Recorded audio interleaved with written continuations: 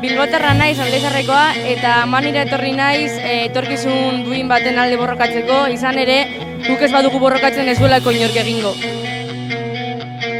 Iruñetik nator eta ni unibertsitatean ikasten dut, orduan ikusten dut lan baldintzak ikasketak eta gero nahiko kaskarrak izango direla eta nire bizitza orokorrean bai etxe bizitza lortzeko edo lana eskuratzeko zailtasunak izango ditudala eta uste dut bakarrik kalera ateraz eta protesta eginez lortuko dugula etorkizun hobe bat.